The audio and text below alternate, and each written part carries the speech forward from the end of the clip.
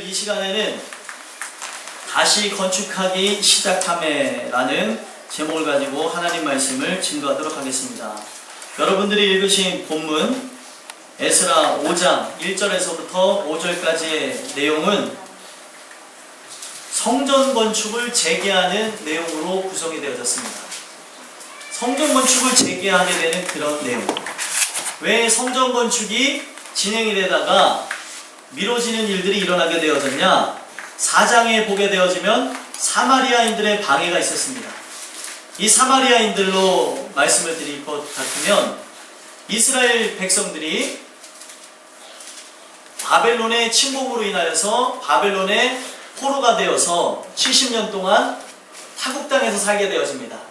그 타국 땅에서 살게 되어질 때에 거의 모든 사람들이 붙잡혀가서 포로로서 종으로서 살았지만 이 예루살렘 지역에 붙잡혀가지 아니하고 살은 70년 동안 버티고 산 사람들이 있었다는 겁니다. 그 사람들이 자신의 고국이라고 하면서 돌아오는 이스라엘 백성들이 성전을 건축하겠다고 하니까 처음에는 좋았었습니다. 하지만 거기에 이미 그 땅에서 힘이 들지만 어렵지만 버티고 살았던 민족은 굴러온 돌이 박힌 돌을 빼버린다는 그런 생각을 가졌었던 것 같아요. 그러다 보니까 성전 건축을 하자고 하는 부분에서 불협화음이 나게 되어졌고 결국에 그 사마리아인들이 이스라엘 백성들의 성전 건축을 방해하는 일들까지 일어나게 됩니다. 그래서 그 방해로 인하여서 성전 건축이 16년이나 지연되는 일들을 겪게 되었습니다. 오늘 말씀은 성전 건축이 지연된 상황 가운데서 선포된 말씀입니다. 성전 건축을 빨리 지어야 됨에도 불구하고 대적들의 방해로 인하여서 그 사람들 편에서는 방해했던 사마리아인들 편에서는 이해가 될 수 있는 부분이었지만 하나님의 일이라는 것은 인간의 이해관계를 뛰어넘어서 하나님의 언약을 이루어야 되는 그 목표가 있다는 사실을 기억하셔야 됩니다. 그래서 이스라엘 백성은 어떻게 해서든 그 일을 방해를 하든지 간에 성전을 지어서 하나님 앞에 영광을 돌렸어야 되는데 그것이 한번 꺾이게 되는 사건을 통하여서 미뤄지다 보니까 16년이라는 세월까지 미뤄지게 되었다는 겁니다. 오늘 우리가 이 말씀을 통해서 함께 봐야 되는 것은 오늘 우리의 인생이 하나님이 주시는 그 은혜를 가지고 살아간다고 결단도 하고 나가지 않습니까? 그 결단이 많은 것들로 인하여서 풀이 꺾여지게 되면은 우리 인생은요 2016년이 딱 밝으면서 내가 올해는 신앙으로 열심히 한번 살아봐야지, 내가 성경을 봐야지, 내가 무엇을 해야지, 뭐 예배는 안 드렸던 이 예배도 한번 드려봐야지, 이런 결단을 갖고 나가겠지만 분명 그들이 성경 속에서 나온 이들이 하나님의 성전을 건축한다고 할 때에 겪었던 그 방해들이 있었던 것처럼 오늘 여러분들 안에 있는 성전을 지어 바치려고 할 때에 이 성전을 아름답게 꾸미려고 할 때에 분명 방해는 오늘도 진행된다는 사실입니다. 그러면 그 진행되는 일들이 어떻게 되어지냐? 내가 하고자 하는 의지를 다 꺾어버린다는 거예요. 마치 예전에 공부하려고 하는데 엄마가 공부해 라고 하는 말을 듣고 나서 공부 안 하는 것처럼 비슷한 일들이 생겨나는 거예요. 근데 사실 그거 핑계일 뿐이지 그런 일들은 핑계입니다. 이거를 빌미로 해서 안 하는 것이지 사실 공부하고자 하는 사람은 어떤 말을 듣든지 간에 자기의 마음이 상했든지 간에 공부를 할 것입니다. 오늘 본문의 내용을 통해서 함께 봐야 되는 것은 하나님이 16년 동안이나 성전 건축이 멈춰졌던 그 지역을 어떻게 변화시키는지를 보셔야 된다는 거예요. 오늘 여러분들과 저도 이 말씀을 통해서 함께 봐야 되는 것은 그 말씀만이 멈춰졌던 걸 다시 할 수 있습니다. 그동안 하려고 했다가 못했던 것, 이제는 소망이 없는 것, 그 부분에서도 하나님의 말씀이 선포가 되어지면 그 말씀은 에스겔서에 나와져 있는 그 말씀 그대로 에스겔서의 37장 38장에 보면 어떤 내용이 나옵니까? 마른 뼈들이 생기를 얻는 그런 모습이 나옵니다. 그 뼈들의 모습은 무엇입니까? 이제 모든 소망이 꺾여져서 이제는 희망이 없는 상태를 얘기하는 거죠. 죽은 사람이다 못해 뼈가 되어졌어요. 그 사람이 다시 살 수 있습니까? 살 수 없습니다. 근데 하나님의 말씀이 그러하다면 살 수 있는 거예요. 하나님 말씀이 선포되어지니까 그 많은 뼈들이 서로가 붙고 또 연락이 되어져서 힘줄이 붙고 생기가 들어가니까 하나님의 군대가 됐다는 것입니다. 오늘 우리도 마찬가지예요. 우리의 가정, 또 우리의 직장, 우리의 사업, 또 사람들과의 만남, 관계, 이 모든 부분에서 나는 이제 끝이 났다고 하는 그때에 하나님의 말씀이 여러분들 심령 안에 선포되어지면 성전이 회복되어지는 것, 내 안에 있는 성전이 회복되어짐으로써 무너졌던 것, 깨어졌던 것, 소망이 없던 것, 이제는 아무것도 바라볼 수 없는 그곳에서 빛을 보게 되는 역사가 있게 될 줄 믿습니다. 어떤 분들은 이 얘기를 들으면 그런 일은 없었으면 좋겠는데 라는 생각을 갖는 분들도 있을지도 모르겠지만 하나님의 역사는 내 모든 생각을 바꿔버린다는 거예요. 내가 가지고 있는 지금 편견이나 또 여러가지 흑백 논리나 또 내 아집에서 나오는 그런 생각이 아닌 모든 걸 바꿔버리기 때문에 여러분들의 삶이 지금 가시밭길을 걷는 것처럼 느껴진다 하더라도 또 많은 아픔이 있는 삶이라 할지라도 하나님의 은혜가 여러분들의 삶 속에 말씀을 통해서 입혀지게 되면은 여러분들의 삶이 변하여서 천국으로 바뀌어지는 일들이 일어나게 될 줄 믿습니다. 그래서 오늘 본문 1절에도 보면 한번 읽어볼까요? 읽겠습니다. 시작. 선지자들 곧 선지자 태와 이끌의 손자 스가랴가 이스라엘의 하나님의 이름으로 유다와 예루살렘에 거주하는 유다 사람들에게 예언하였더니. 아멘. 자, 말씀해 보니까 선지자 학개와 스가랴가 하나님의 이름으로 유다와 예루살렘에 거주하는 유다 사람들에게 예언을 했다고 합니다. 어떤 예언일까요? 지금 16년이나 지체되어졌던 하나님의 전을 지어야 되는 것을 가르쳐주는 그 예언을 했다는 겁니다. 지금 이 전을 바쳐야 되는 것이 합당한데 이들이 한번 풀이 꺾이게 되니까 미루다 보니까 몇 년이나 지나갔다고요? 16년이라고 하는 세월이 지나갔다는 겁니다. 그럼 그들에게 이제는 성전이라고 하는 것이 없다고 하더라도 아무 이런 마음에 꺼리낌이 없는 그런 상태인데 그런 상태인 그들에게 하나님의 말씀이 떨어진 거예요. 예전에는 찔렸었습니다. 정말 신기한 게 그거예요. 예전에는 이런 것들이 무너져서 내 앞에 이루어져야 될 일들인데 안 되고 있으면 마음에 찔림도 있고 괴로움도 있고 아픔도 있었는데 그게 익숙해지면 사람은 어떻습니까? 아휴 그냥 그런가 보다 하고 살게 되어진다는 거죠. 저 전이 없는 것도 하루 이틀 일이 아니니까 이제는 그 성전이 무너진 걸 보면서도 사람들이 그 어떤 감정도 느끼지 못할 그때에 말씀이 떨어졌다는 겁니다. 그 말씀이 떨어지니까 뭘 기억하게 되는 거예요? 하나님이 내게 주신 그 언약, 그 사명을 기억하게 되어지니까 그동안 마른 뼈처럼 모든 소망도 희망도 없어졌던 그들의 마음이 다시 움직이기 시작했다는 겁니다. 하나님의 말씀이 왜 중요하냐면 하나님의 말씀은 겉을 변화시키는 말씀이 아닙니다. 여러분들의 보이지 않는 속을 찔러서 쪼개고 아프게도 하고 부서뜨리게도 하고 다시 태어나게도 하겠지만 이 말씀이 들어간 자는 다시 산다는 겁니다. 근데 이 말씀이 들려지지 않는 사람은 내가 이 말씀을 대상자가 되고 이 말씀을 통하여서 하나님이 죄악을 밝히고 있는데도 불구하고 거부하게 되어지고 그 길에 대한 결과인 사망으로 나아가는 그런 일들이 충분히 있다고 설명하는데도 그 길로 걸어가는 사람들이 된다는 거예요.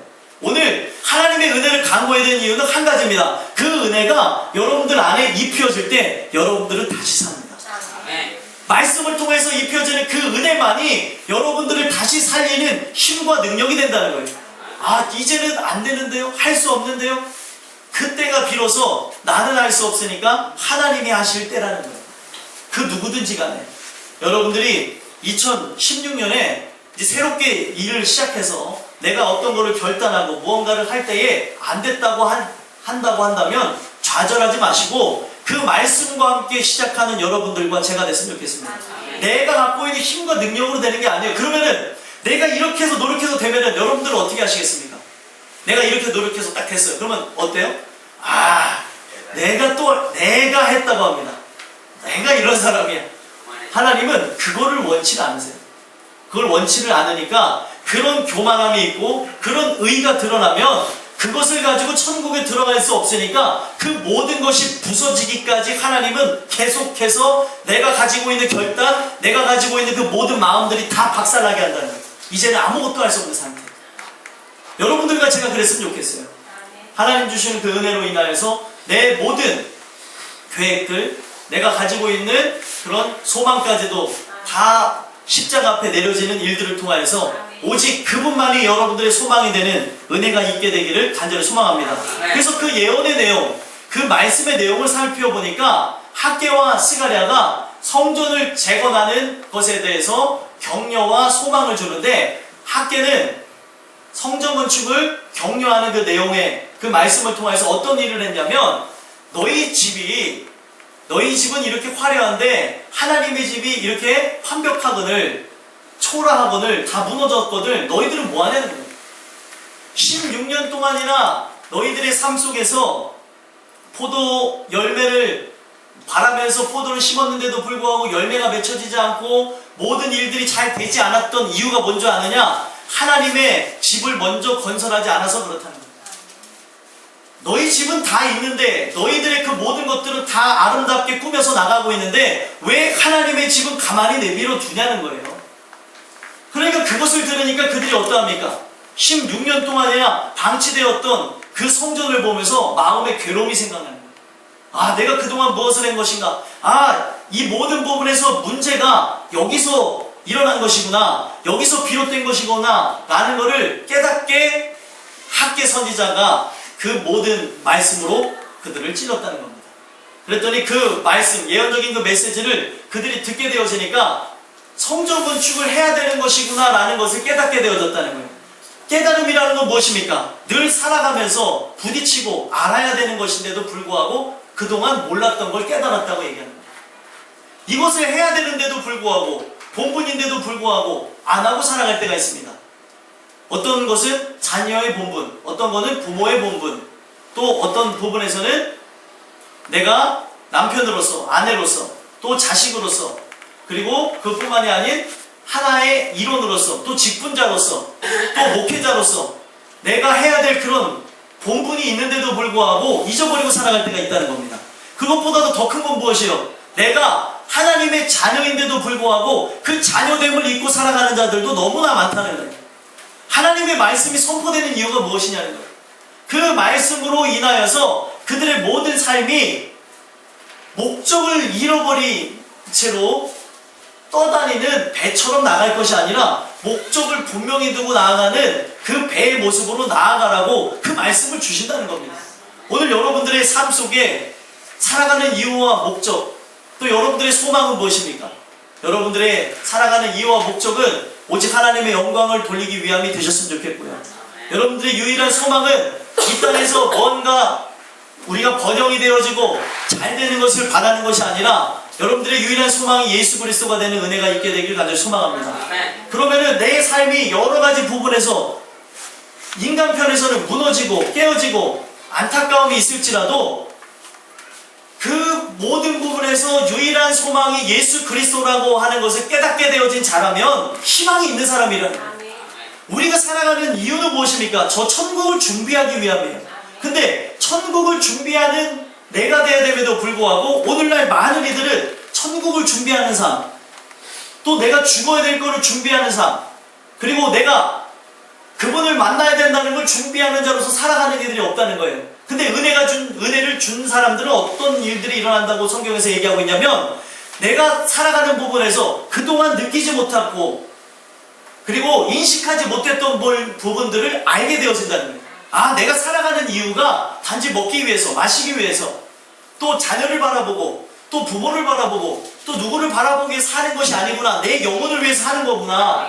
그리고 내가 살아가는 이유가 저 아버지 영광을 위해서 사는 것이구나 라는 것을 깨닫게 되어진다는 겁니다. 그때의 그 살아가는 그 삶의 모습과 의미는 다 달라진다는 거예요. 대학을 왜 갑니까? 그리고 알바를 왜 해요? 그리고 직업을 왜 갔습니까? 결혼을 왜 하나요? 그 모든 부분에서 봐야 되는 게 뭐냐면 하나님의 영광이라는 것이 분명히 함께 가야 되는데도 불구하고 모든 것은 배제되어진 채 나의 정욕과 나의 기쁨과 또 나의 만족감을 갖기 위해서 모든 일들을 경험하고 있다는 거예요. 여러분들, 오늘 이 말씀을 통해서 함께 봐야 되는 것은 내가 주권자가 되어서 나간 인생에 대한 결과는 참혹함밖에 없습니다. 내가 주권자가 되어져서 나가는 그 삶에 대한 그 모든 것은 아픔과 괴로움밖에 없다는 거예요. 왜 인생이 계속 다람쥐 쳇바퀴 돌듯이 모든 일들이 풀리지 않냐고 계속 뱅글뱅글 도냐는 거예요. 주권자가 나이기 때문에 그렇습니다. 오늘 하나님은요, 그 내가 갖고 있는 주권, 내가 가지고 있는 그 자존심, 내어드리고 싶지 않은 그것을 내어드릴 때에 내가 너의 모든 것을 이제 만져서 행하리라 라고 얘기를 하고 계신다는 거예요. 오늘 여러분들과 저는 오늘 주신 말씀을 통하여서 오늘 우리에게 맡겨진 그런 일들, 그 사명, 나의 본분, 또 내 모든 모습을 바라보게 되는 은혜가 있게 되기를 간절히 소망합니다. 학계 선지자가 그렇게 콕 집어서 그들의 있는 그 모습을 하나하나 캐내면서 하나님의 전을 지어야 될 것을 얘기했다면, 스가랴 선지자는 스가랴서를 보니까 8가지 환상을 통하여서 성전 건축을 촉구하고 격려하는 내용이 나온다는 거예요. 그래서 첫 번째 환상을 보게 되어지면 첫 번째 환상과 그리고 두 번째 환상을 통하여서 붉은 말 탄 자와 그리고 네 뿔과 네 대장장이 그 환상을 통하여서 이스라엘에 소망을 주는 그 환상을 풀이를 해줍니다. 이 스가랴는 환상을 보게 되어진 걸 가지고 사람들에게 말씀으로 풀어준 거예요. 오늘날 많은 사람들은 이 환상의 내용을 잘 이해하지 못하지만 그 당시 사람들은 이 모든 부분을 정확하게 이해했고요. 제가 여러분들한테 말씀을 드리지만 이 환상의 목적은 이스라엘을 재건하는 데 있어서, 성전을 재건하는 데 있어서 이 보여지는 성전뿐만이 아닌 보이지 않는 내 성전을 재건하는 데 목적을 두고 그 예언적인 메시지를 선포했다는 겁니다. 그게 첫 번째, 두 번째 환상이었다면, 세 번째는 측량줄을 잡은 천사, 그 환상을 통하여서 측량줄을 잡았다는 건 뭐예요? 이미 하나님께서 이스라엘을 재건하시기를 결정하셨다는 거예요. 그래서 자로 재는 듯한 모습, 줄로 이렇게 하는 모습을 환상으로 보는 거예요. 그거를 갖고 사람들한테 얘기하니까 어떻습니까? 더 실감이 나고 은혜가 되지 않았을까요? 아, 하나님이 이걸 먼저 결정하셨구나. 아, 하나님이 결정하셨으면 이제 어떻게 해야 돼요? 해야 되는 거구나. 아, 근데 나는 그동안 무엇을 했는가? 라는 그 질문을 던지게 한 거예요. 이게 스가랴서 2장의 세 번째 환상이었다면은, 이제 스가랴서 3장에 보면은 네 번째 환상이 이제 펼쳐집니다. 네 번째 환상은 뭐예요? 여호와 앞에선 대제사장 여호수아의 환상을 봅니다.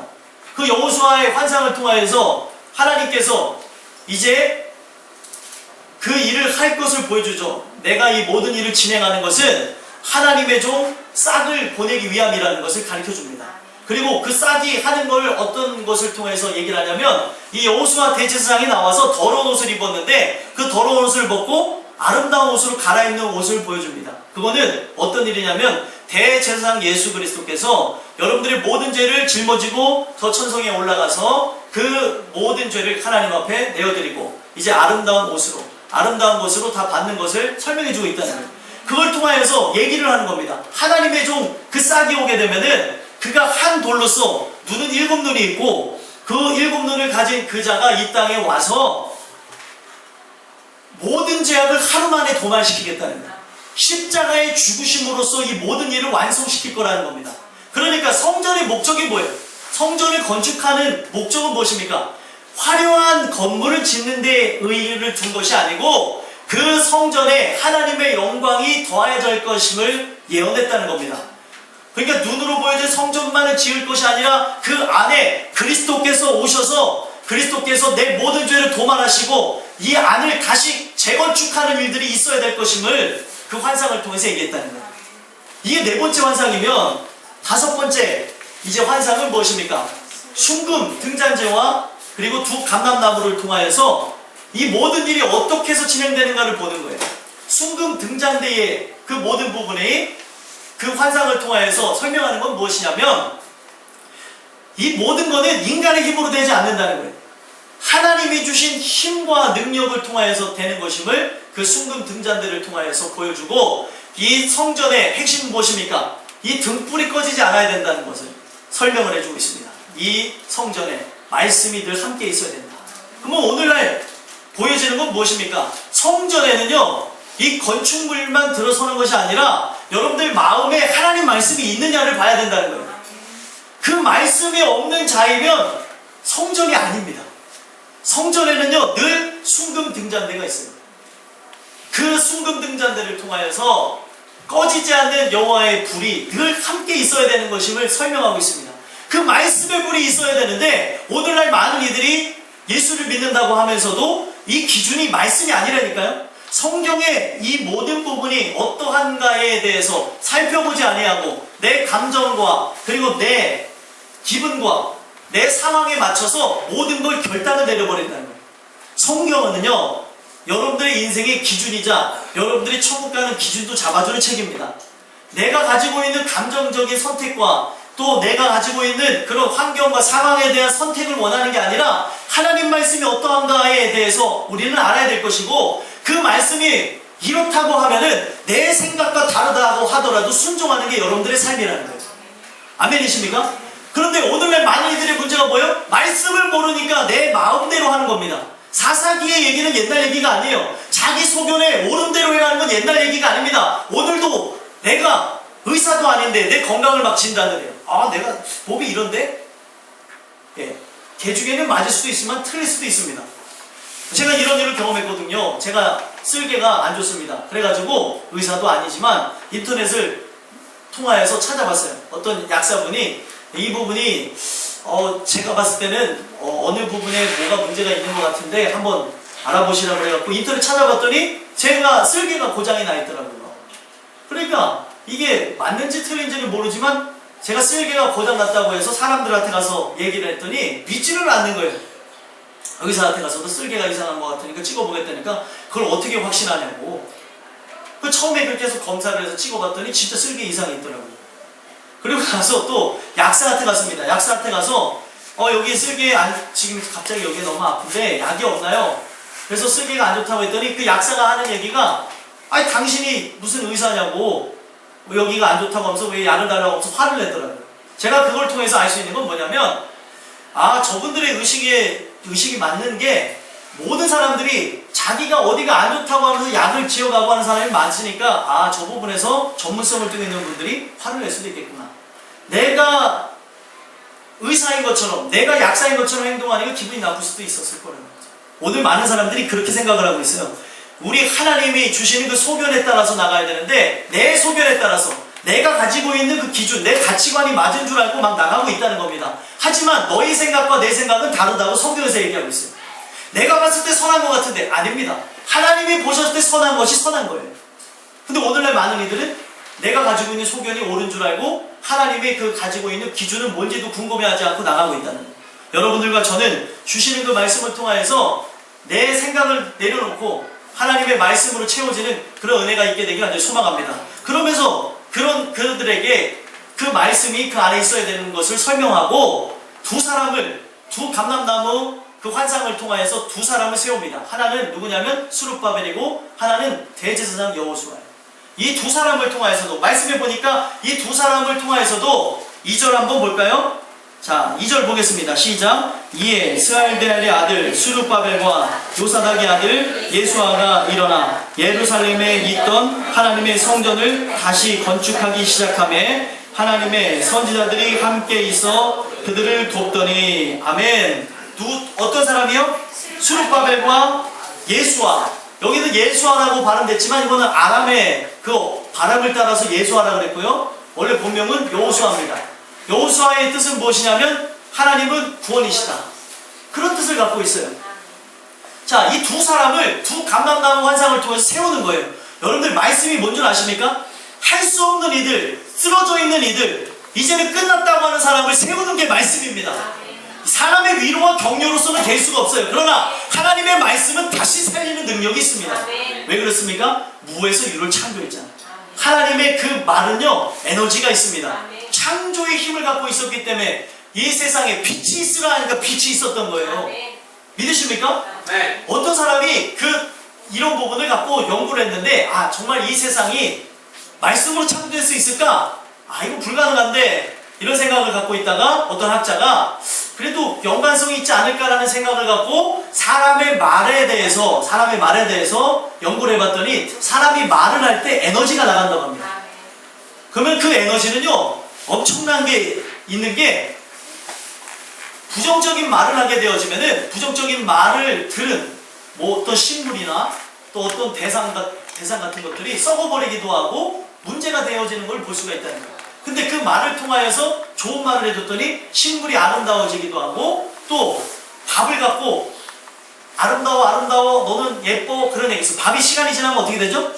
예, 쉬고 곰팡이가 피잖아요. 근데 곰팡이가 똑같이 피었는데 너는 예뻐 아름다워 했던 그 밥은 아름다운 곰팡이가 피었대요. 곰팡이 아름다워봤자 곰팡이라고 얘기하실 수도 있겠지만 곰팡이가 희게 아주 깨끗하게 흰색 곰팡이가 폈더라고요. 근데 못생겼어 너는 아니야 너는 안 돼 라고 했던 그 밥에 핀 곰팡이는 시커머디티한 발음이 좀 이상하죠? 거무디티한 것이 이렇게 폈더라고요. 제가 그걸 통하여서도 알 수 있는 게 뭐냐면은 하나님의 말은요 인간의 언어랑 틀립니다. 이 말에는 에너지가 있어서 창조의 힘을 갖고 있어서 무에서 유를 창조하는데 부족함이 없다는 겁니다. 그래서 오늘 가장 중요한 건 뭐예요? 여러분들의 심령이 마음이 어떠하든지 간에 내가 황폐해졌든지 간에 무너졌든지 간에 내게 소망이 없든지 간에 그 말씀이 여러분들에게 은혜를 통해서 들려주면 다시 사실 수 있다는 거예요. 오늘 우리가 그 하나님의 말씀을 소망을 둬야 되는 이유가 바로 거기 있다는 것입니다.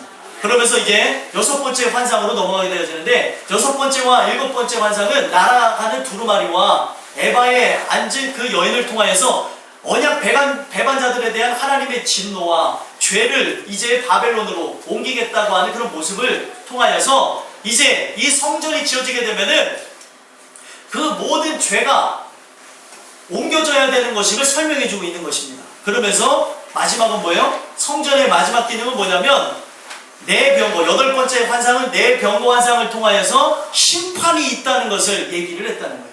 중요한 건 무엇입니까? 똑같습니다. 성전의 기능은 무엇입니까? 오늘 이 성전이 있어서 여러분들에게 하는 기능은 뭐냐면 여러분들의 인생의 마지막은 심판이 있습니다. 그 심판이 있기 전에 오늘 내가 어떠한 하나님의 성전인가 이 보여지는 눈에 보여지는 성전뿐만이 아닌 내가 어떤 성전인가를 알지 못한다면 여러분들의 삶은 소망이 없다는 거예요. 고린도전서 3장 16절을 한번 찾아볼까요? 고린도전서 3장 16절 17절까지 보겠습니다. 신약 266페이지 보겠습니다. 고린도전서 3장 16절 17절 신약 266페이지 보겠습니다. 시작. 너희는 너희가 하나님의 성전인 것과 하나님의 성령이 너희 안에 계시는 것을 알지 못하느냐. 누구든지 하나님의 성전을 더럽히면 하나님이 그 사람을 멸하시리라. 하나님은 성전은 거룩하니 너희도 그러하니라. 아멘. 성전을 더럽히면 그 사람을 멸하시고 성전을 더럽히면 그 사람을 멸하시리라 라고 얘기하고 있어요. 오늘 내 안에 있는 이 성전이 하나님 주신 은혜 가운데 회복되어지지 않게 되어지면 이 성전이 멸하여진 것을 통하여서 결국에 여러분들의 인생도 멸함을 받게 된다는 겁니다. 그러니까 이 얘기는 뭐예요? 천국 가기 이전에, 그러니까 천국 가기 이전이 아니죠. 심판을 받기 이전에 우리의 이 성전이 회복되어져야 되는 것을 설명해주고 있다는 거예요. 이것은요 성령을 통하여서 진행됩니다. 근데 그 성령은 예수 그리스도와 목적을 같이 하기 때문에 요한복음 16장에 보니까 이 성령의 목적도 예수 그리스도와 똑같습니다. 죄에 대해서, 의에 대해서, 심판에 대해서 알게 하는 것이에요. 그래서 그분이 오셔서 내 모든 것을 회복시키는 역사가 일어난다는 것이죠. 성령이 안에 거한다는 것은 그 말씀이 그 안에 거한다는 것을 의미하는 겁니다. 내 말이 너희 안에 거하고 너희가 내 안에 거하면 무엇이든지 원하는 대로 구하라. 그러면 다 이루리라. 근데 진짜 하나님의 말씀이 이 안에 있는 사람이면 원하는 대로 구하라는 그분에서 우리가 그 하나님을 생각할 때에 램프의 바바처럼 알라신처럼 그 뭐죠 옛날에? 알라딘인가요? 알라딘에 나오는 램프의 그 요정처럼 믿겠냐는 거예요. 이 안에 말씀이 있으면 분명 그 하나님을 찾을 때도 세속적으로 찾지는 않습니다. 아 이거 잘 되게 해주세요. 여러분들 보세요. 저기 앞에 돌부처 앞에서 비나이다 비나이다 하는 거하고 여기서 내가 내 삶을 잘 되게 해주세요 하는 거하고 틀립니까 같습니까? 똑같다고도 볼 수도 있어요. 왜 제가 이렇게까지 얘기하냐? 모든 거 다 똑같다고 얘기하면은 안 되겠죠. 일단은 그거는 제가 말씀을 드립니다. 하지만 뭐가 똑같습니까? 그들이 비는 모습이나 내가 비는 모습이 진짜로 내 모든 영광을 위하여서 내 삶이 더 유익해지기 위해서 그렇게 비는 모습이라면, 기도하는 모습이라면 세상의 종교와 기독교는 똑같다는 거예요. 이해가 되십니까? 아멘. 예. 오늘 우리가 하나님 앞에 기도해야 되는 이유도 그런 이유가 아닌데도 불구하고 기도의 99%는 잘 되게 해주세요라는 기도라는 거예요. 하나님은 그 기도의 거의 99%가 뭐가 돼야 된다고 얘기하고 있냐면 영혼에 대한 기도가 돼야 된다고 성경에서 얘기하고 있습니다. 근데 오늘날 내 영혼에 대해서 기도 안 하고 다 살아가는 거에 대해서 먹는 것, 입는 것, 마시는 거에 대해서만 기도하고 있다는 거예요. 근데 하나님은 이 모든 것, 내 생각을 다 바꿔버립니다. 먹는 것과 입는 것과 마시는 것, 너의 있어야 될 것을 미리 아시느니라. 믿으십니까? 그러면 미리 아시는 분은 기도하라는 거예요, 말라는 거예요? 있어야 될 것 다 아시는 분이 그거를 놓고 기도하라는 겁니까? 아닙니다. 하나님께서 다 우리의 필요를 아시기 때문에 그 모든 걸 다 채워주시겠다는 거예요. 그래서 공급하다는 그 부분을 보면은 그 공급에 관한 내용, 성경은요, 하나님의 말씀이 그 말씀을 통해서 보게 되어지면 하나님의 자녀들을 공급하시는 부분을 보면은 하나도 부족함이 없이 남음이 없이 채워주십니다. 그거를 불만족하면 어쩔 수가 없죠. 하나님의 자녀는요, 오늘 하나님이 책임진다는 걸 기억하셔야 되는 거예요. 근데 오늘날 우리는 그런 기도만을 하고 있습니다. 성경에 그런 기도를 하지 말라는 건 아니에요. 하지만 그것을 이방인들이 구하는 것이니까 하지 말라는 거예요. 근데 시편 기자들을 보니까 인간이니까 하게 되어집니다. 하지 말라고 했는데도 하게 되어지는 걸 보여줘요. 하지만 그 기도의 결과는 끝은 어떻게 되냐면 이제 이런 모든 답답하고 괴로운 마음을 다 내려놓고 그 하나님만 의지하고 나가는 게 성경에 나온 순례자들의 모습이라는 거예요. 근데 오늘날 우리는 집에서 나와서 성전에서 기도할 때나 집에 돌아갈 때나 똑같이 돌아가니까 그게 문제라는 거예요. 돌아갈 때는 그 하나님을 의지하고 믿고 가셔야죠. 돌아갈 때도 뭐야 또 오늘도 기도했는데 이러고 가시는 분들이 있다니까요. 주일 예배를 드리면서도 나갈 때도 세상 사람들과 똑같이 나가요. 오늘 여러분들과 저는요, 진짜 하나님의 자녀가 됐으면 기도를 들으시는 하나님이 존재하십니다. 아멘. 아멘이십니까? 아멘. 그분은 그냥 인정하는 것이 구원이 아닙니다. 그분과 함께 호흡하는 게 진짜 구원받은 자죠. 아멘. 세상 사람들도 하나님을 인정하는 사람 많아요. 존재에 대한 인정, 존재에 대한 인식이 구원받는 게 아닙니다. 내가 그냥 입으로 저는 예수 그리스도를 믿습니다. 아멘. 이거 구원받는 게 아니에요. 진짜 그분과 인격적인 만남, 내가 죄인이 되어져서 십자가 밑에 나아가서 그분을 절절하게 찾고 그분을 만난 역사가 있어야 하나님은 우리를 구원하신다는 거예요. 우리가 인간 스스로 죄인이 될 수가 없습니다. 부패한 인간이 어떻게 죄를 느낍니까? 죄인이 되어진다는 것, 죄를 느낀다는 건 빛이 비춰졌다는 거예요. 아멘이십니까? 성경에 나온 천지 창조의 역사는 과거의 일이 아니고 오늘 나에게 일어난다면 빛이 있으라는 그 내용이 오늘 나에게 일어나게 되어지므로 빛이 비춰지니까 내 안에 있는 그 어둠들이 다 드러나는 거예요. 제가 여기서 보면 좋은 사람이 다 보이지는 거하고 똑같은 거죠. 아까 전에 제가 얘기를 하려고 때 찬양하다가 웃은 이유가 어떤 분이 찬양을 하시는데 잠이 드셨어요. 그랬더니 웃으면 찬양을 하더라고요. 근데 그 모습이 너무나 아름다우면서도 웃겨가지고 웃었습니다. 죄송합니다. 제가 인간이 부족해서 그러는데 흰자만 보이지 않으시면 되겠어요. 이 말씀을 전하는데도 흰자를 보이시는 분들이 종종 있어서 밤에 자꾸 생각이 납니다. 그 모습이. 여러분 보셔야 돼요. 진짜 제가 찍어서 보여주고 싶어요. 여기 각양각색입니다. 여러분들의 모습이 다 드러나는데 어떤 사람은 흰자를 이렇게 보인다니까. 그러면 그 마음은 알겠는데 안 좋으려고 하는 건 알겠는데 저도 간혹 생각이 나더라고요. 웃을 때도 있고 무서울 때도 있는데 오늘 말씀을 잘 들으셔야 돼요. 오늘 이 내용은요, 누구에게 지칭되는 게 아니고 나에게 지칭되는 겁니다. 말씀을 듣고 나서도 아유 이것도 누가 들었어야 되는데 누구 집사가 누구 권사가 뭐 누가 들었어야 되는데 누구 엄마가 들었어야 되는데 그게 아니고 나에게 하는 말씀이라고요.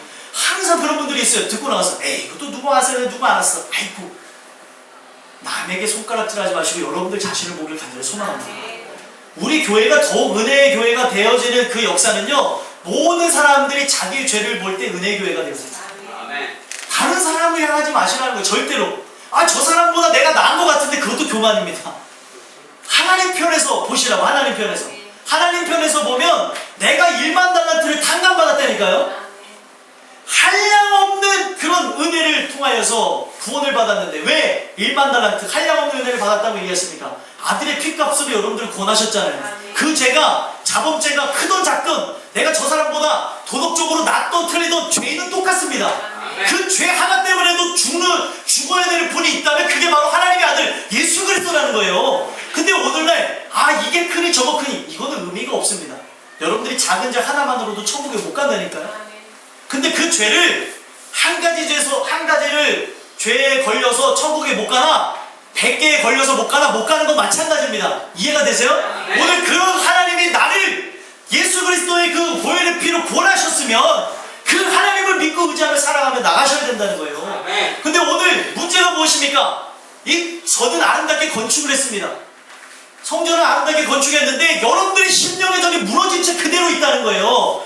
이 성전을 건축한 것은 이 성전에서 예배를 드리면서 여러분들의 무너진 단을 수축하라는 겁니다. 근데 말씀을 듣지 않는데 어떤 역사가 일어나며 기도를 하지 않는데 어떤 하나님이 응답을 들어주시겠냐는 거예요. 하나님 앞에 기도하지 않는데 내 삶을 왜 비관만 하시냐는 거예요. 기도한 일이 없는데 응답이 되어주면 누가 했다고 얘기하겠냐는 거예요. 그렇죠.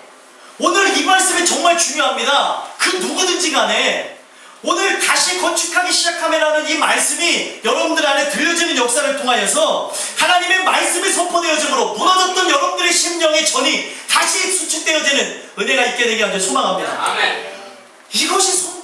이것이 건축되어지지 않고 이것의 주인인 성령 하나님 그리스도가 이 안에 계시지 않으면 멸하시리라 말씀하고 있습니다. 오늘 우리가 이것을 그냥 한 귀로 듣고 흘릴 수 없음에도 불구하고 오늘 나는 다른 거에 관심이 너무나 많다니까요.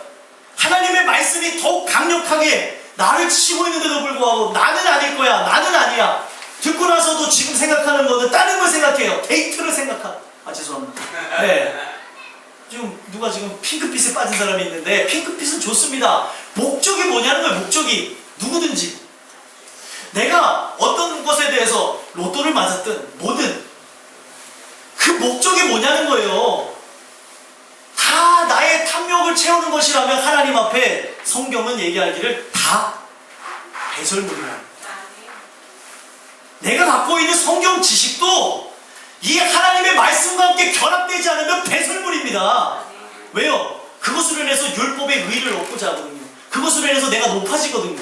그러면 그게 무슨 의미가 있냐는 거예요. 사도 바울은요, 율법의 의의로는 흠이 없던 사람인데 자기가 가지고 있었던 모든 지식을 배설물로 여긴다는 거예요. 그거는 뭐냐면 그리스도를 떠난 하나님을 아는 지식이라는 것, 지식적인 측면이라는 건 아무 의미가 없다는 겁니다. 근데 오늘 여러분들과 제가 이 말씀을 통해서 함께 봐야 되는 거예요. 지금 내 심령의 전이 황폐해져 있음에도 불구하고 그리스도를 왜 찾지 않냐는 거예요. 그 분이 언제 오실지를 모릅니다. 요한계시록이요? 어떤 사람들이 요한계시록에서 그렇게 해석하는데 요한계시록은 오늘 여러분들의 인생 속에 지금 펼쳐지고 있습니다. 오늘 여러분들의 인생의 개인적인 종말을 맞으면 요한계시록이 다 이루어진 거예요. 오늘 그 인생의 각색에 따라서 맞이하는 그 인생의 날이 틀린데 이제 하나님이 여러분들을 부르실 때 여러분들은 무엇을 보겠냐는 거예요. 무엇을 보겠습니까? 천국에 갔을 때요, 우리가 이제 가시적으로나마 알 수 있는 게 뭐냐면 사도 바울이 이런 고백을 했습니다. 나는 십자가 외에 자랑할 것이 없다. 십자가 외에 자랑할 것이 없대요. 그는 누구랑 비교해도 뛰어난 삶을 살았고요. 누구보다도 열정이 있었고요. 누구보다도 열매 맺는 그런 삶으로 살았습니다. 그러나 그가 고백하기를 자기는 자랑할 것이 십자가밖에 없대요. 이 얘기는요, 자기는 주님을 만났다는 거죠. 십자가 밑에 나아가 내 죄짐을 풀었네. 그걸 고백한 사람이라는 겁니다. 여러분들 오늘 이 말씀을 통해서 보셔야 돼요. 여러분들과 저는 십자가 내려갔냐는 거예요. 십자가 밑에 나아가서 죄인이 되어져서 그 죄를 씻겨주시는 예수 그리스도의 피를 부르짖었냐는 겁니다. 이건 과거 사건이 아니에요. 2000년 전에 있었던 일이 아닙니다. 시간과 공간을 초월해서 오늘 여러분들에게 있어야 되는 하나님의 역사라는 겁니다. 발음도 안 되네요. 역사라는 거예요. 여러분들 깨어나셨으면 좋겠습니다. 다른 얘기라고 하지 마시고 거부하지 마시고 제 눈을 피하지 마시고 또 제가 이 하는 부분을 거부하려고 하지 마시고 오늘 이 말씀이 나를 향하고 있다는 걸 보셨으면 좋겠습니다. 저는 그래요. 오늘 제가 이 말씀을 선포하면서 사람들의 눈을 잘 쳐다보지 않습니다. 근데 말씀을 전하면서 느끼는 게 뭐냐면 이 말씀이 막 내를 향하니까 일어나는 막 부끄러워 막 어쩔 줄 몰라하는 분들도 있고 아닌 척하는 분들도 있겠지만 저는 속일 수 있어도 하나님은 속일 수 없습니다. 그 하나님 앞에 내어놓으셨으면 좋겠어요. 내가 진짜 죄인이라는 걸 느끼고 있는가. 오늘 죄를 버젓이 살면서도 저벅저벅 걷는 게 여러분들과 저입니다. 그 죄에 대한 의식이 진짜 은혜가 입혀지지 않으면 이 영혼의 죄가 나의 모든 것을 삼켜서 모든 부분에 영향을 주고 살 수가 없게 되는 존재라는 것을 인식시켜준다는 거죠. 그러니까 그들이 이 죄로 인한 그런 두려움, 그런 괴로움, 이 죄 때문에 자기가 지옥 백성으로 죽을 거라는 걸 아니까 예수를 찾을 수밖에 없는 거예요. 유일한 길이요 해답이기 때문에, 그분이 진리이기 때문에, 그분만이 생명을 줄 수 있기 때문에 그분을 찾는 것입니다. 오늘 내가 예수를 부르짖는데 피상적이라면 가짜입니다. 오늘 많은 사람들이 예수를 부르짖는다고 하고 있어요. 예수를 찾는다고 하고 있어요. 근데 피상적이 가짜예요. 그 사람들이 주여 주여 하는 사람이에요. 성경에서 말하는. 근데 성경은 또 다른 얘기가 있습니다. 주의 이름을 부르는 자는 구원을 얻으리로다.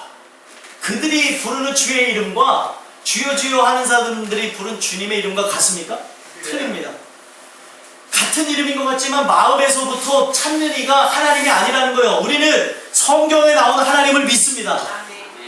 그냥 세상이 말하는 하나님을 믿으면 안 돼요. 세상이 말하는 하나님은 예수 믿으면 복 받는다고도 하고 성공한다고도 하고 예수 믿으면 죽은 자도 살아난다고 하고 죽은 자도 살아날 수도 있습니다. 하지만 그 목적이 분명하지 않으면 살아난다 하더라도 의미가 없는 거예요. 이해가 되십니까? 근데 오늘날 많은 사람들은 기적만을 요구하고 있습니다. 성경의 내용을 보시면 사복음서에 보면은 기적을 요구하는 그 세대를 통해서 그 세대랑 이 세대랑 똑같아요. 예수를 믿는 거는 내 삶의 어떤 부분에 살림살이가 나아지기 위해서 믿는 게 아닙니다. 여러분들의 영혼을 위해서 믿는 거예요. 네. 오늘 내가 근데 아직까지도 예수를 믿으면서 자꾸 생각하는 게 뭐예요? 왜 내 인생을 꼬이게 하냐고 하나님을 향해서 불만과 원망과 불평을 하고 있다는 거예요. 하나님은 여러분들의 인생에 살림살이를 나아지게 하는 분이 아니에요. 그걸 아셔야 돼요. 왜 하나님이 왜 나의 삶을 이렇게까지 쬐고 오시는가를 보셔야 됩니다.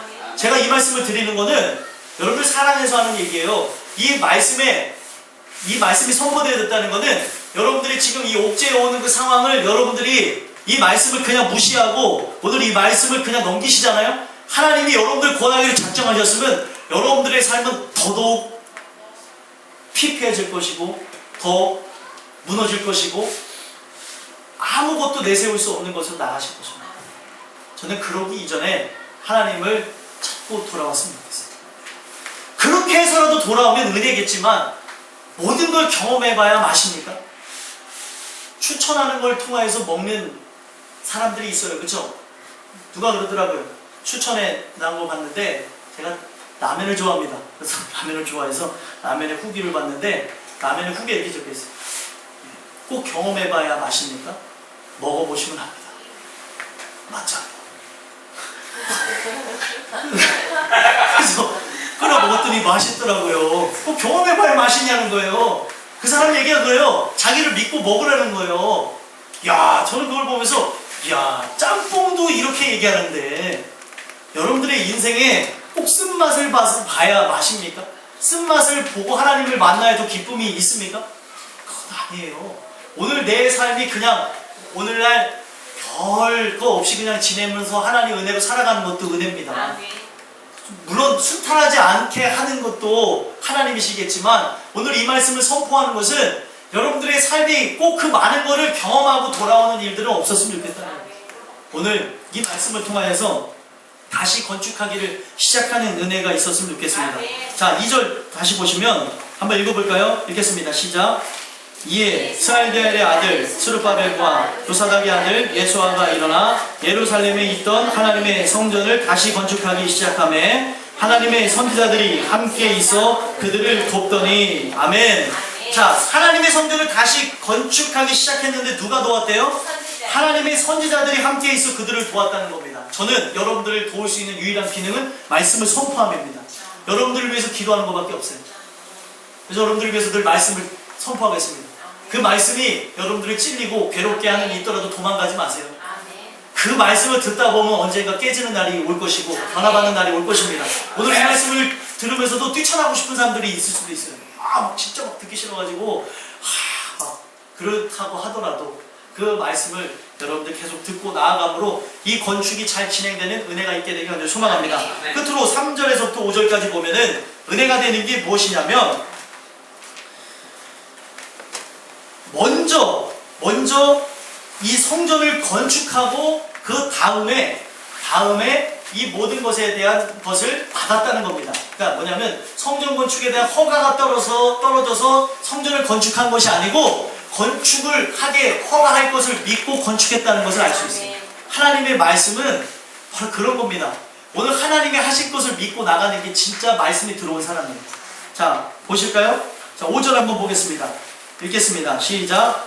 하나님이 유다 장로들을 부르셨으므로 그들이 이 공사를 마치 못하고 이 일을 하려고 아니고 그 답장이 오기를 기다렸더라. 아멘. 유다 장로들을 돌보셨으므로 이제 하나님의 말씀과 함께 나갑니다. 하나님의 말씀과 함께 나가니까 그 말씀이 보호하게 하는 거예요.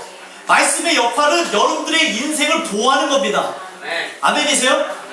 그것을 이 세상에서만 보호하는 것이 아니고 여러분들의 그 천국 영원한 곳에서도 보호한다는 걸 기억하셔야 된다는 거예요.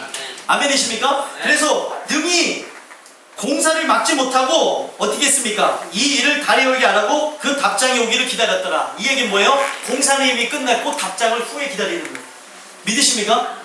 성경에 분명히 이 일들이 나옵니다. 하나님의 말씀이 먼저 천국도 들어가고요. 하나님의 말씀이 먼저 천국에 들어간다는 걸 뭘 통해서 설명합니까?